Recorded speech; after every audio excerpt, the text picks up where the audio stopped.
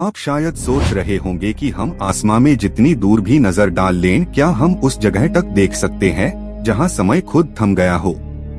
आज हम max 0647 JD नाम के उस रहस्यमयी बिंदु को खोजने चलेंगे, जिसे देखना समय में पीछे जाने के बराबर है।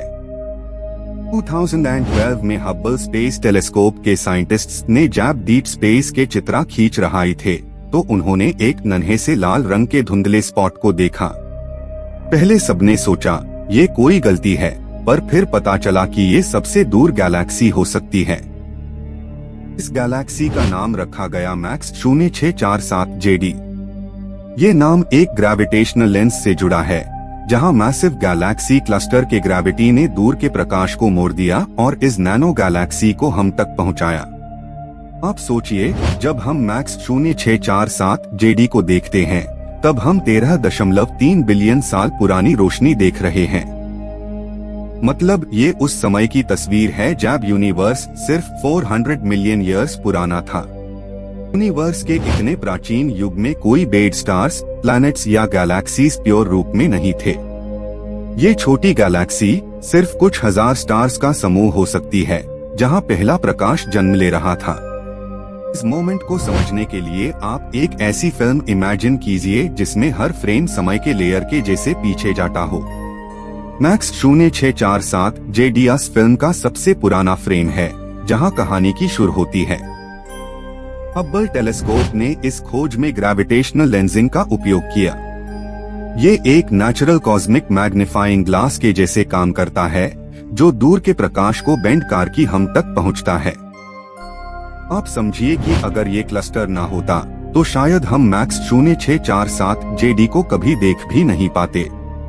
यूनिवर्स ने खुद एक ऑप्टिकल टेलीस्कोप का रोल निभाया और हमें अपने इतिहास की झलक दी।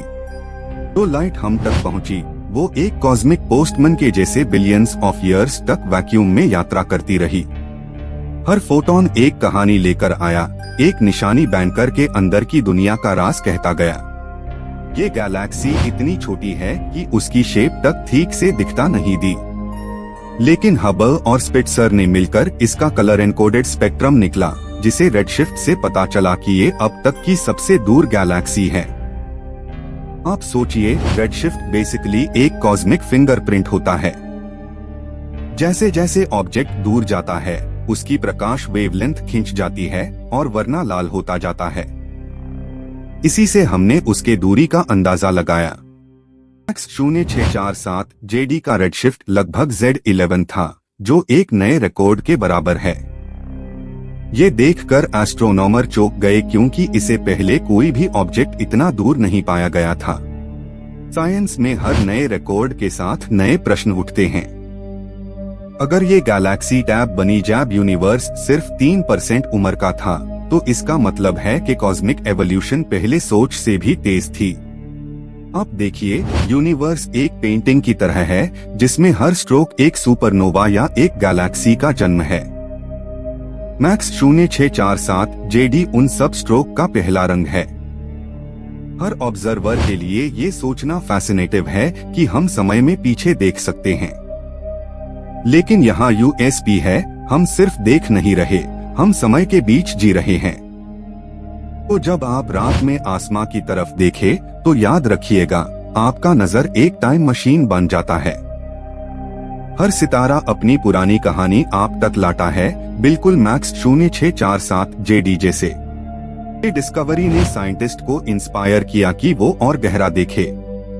फिर JWST James Webb space telescope को लॉन्च किया गया, ताकि हम और भी दूर तक देख सके। JWST के अल्ट्रा इंफ्रारेड सेंसिटिविटी ने इस छोटी गैलेक्सी को और क्लियरली दिखता गया। इसने कंफर्म किया कि मैक्स 0647 जेडी एक गैलेक्सी ही है, कोई फॉल्स ऑब्जर्वेशन नहीं। अब क्वेश्चन ये है, क्या यहाँ पे लाइफ थी? शायद नहीं, लेकिन ये वही युग था जब पहली बार लाइट और मैटर समय के साथ नाच शुरू कर रहे थे।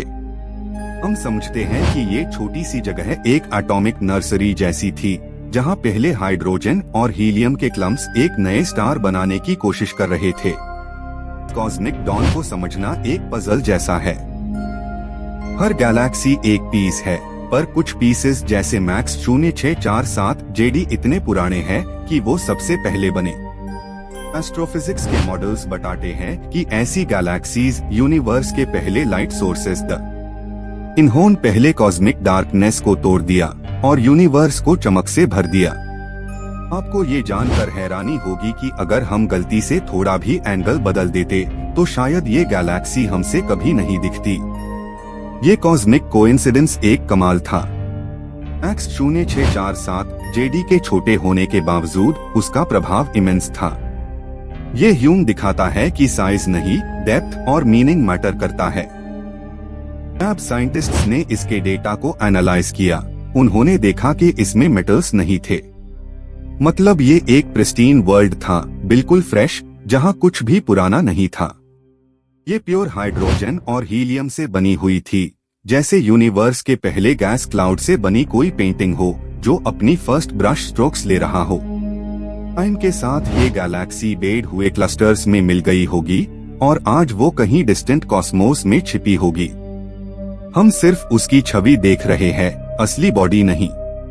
आप सोच नहीं सकते, एक बीम ऑफ लाइट ने 13.3 बिलियन साल यात्रा की, बिना रुके हम तक पहुंच गई। ये कॉस्मिक पेशेंस का सबसे बड़ा एग्जाम्पल है। जब भी हम ऐसे डीप फील्ड ऑब्जर्वेशंस करते हैं, हम अपने अस्तित्व पे सवाल उठाते हैं। अगर ये गैलेक्सी तब थी तो हम कौन हैं और कहां से आए? साइंस और फिलॉसफी यहाँ मिलते हैं। यूनिवर्स न सिर्फ अपनी ओरिजिन दिखाता है, बल्कि ये हमें सिखाता है कि वक्त और लाइफ दोनों सीमित नहीं है। मैक्स 0647 जेडी के हर फोटोन ने साइंस को एक नए सोच के दरवाजे तक पहुंचाया। ये सिर्फ डिस्कवरी नहीं, एक कॉस्मिक नॉस्टैल्जिया है। कल जब JWST और नए टेलीस्कोप्स स्पेस में होंगे तो और भी पुरानी गैलेक्सीज का पर्दा उठाया जाएगा। मैक्स 0647 जेडी बस एक शुरुआत है। ये कहानी सिर्फ एक गैलेक्सी के बारे में नहीं, बल्कि हमारी थर्स्ट फॉर नॉलेज के बारे में है। आपका और मेरा क्यूरियोसिटी हाई यूनिवर्स का सबसे बड़ा तारा है। सोचिए, जब आप स्क्रीन पे ये लाइट देखे तो आप एक प्राचीन युग के साक्षी है। आपका नजर एक समय के पार जाने वाला जरिया है। मैक्स 0647 जेडी हमेशा ह्यूम याद दिलाए कि यूनिवर्स चाहे कितना भी विशाल हो, हर छोटी चीज के अंदर एक बड़ी कहानी बेस है। और इस कहानी का अंत यहाँ नहीं होता, क्योंकि जब तक हम आसमां में नई रोशनी खोज रहेंगे, तब तक हमारी कल्पना और साइंस एक साधारण यात्रा पर रहेगी।